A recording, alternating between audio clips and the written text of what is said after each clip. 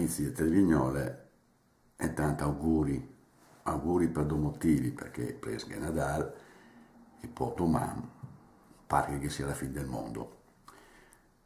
Proprio per questo noi di Televignole abbiamo messo un servizio. In cosa consiste questo servizio? Riguarda evidentemente quei che non crede, perché gli altri, si sa, pensa che la vaga male, quindi da stasera e sarà tutti i ciapai. Allora, quei che non gli crede,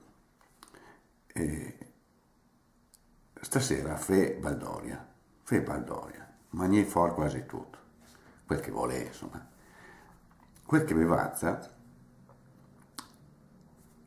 mette sul conto Televignole, che dopo vi farò vedere sul numero che fa impressione, no?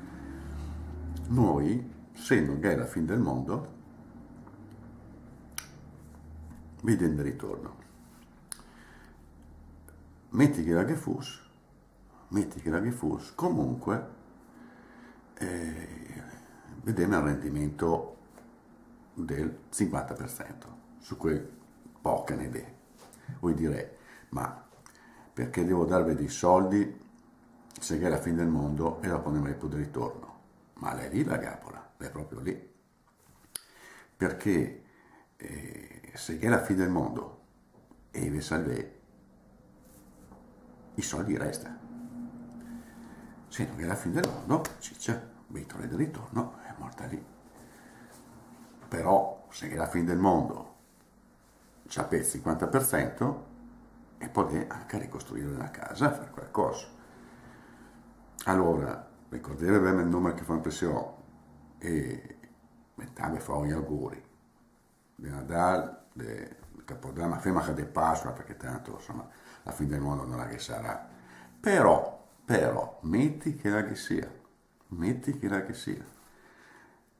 Ricordatevi che con quel che avanza dalla Baldoria dei casini stasera, parlando mica dei milioni, noi, se la che è, vediamo il 50%. Ciame che poco sti tempi di crisi. Cioè, ti trovi lì, il mondo distrutto, e Televignole che ti dà il 50% di quel che ti hai dato. Pure così non so come venire incontro. Auguri.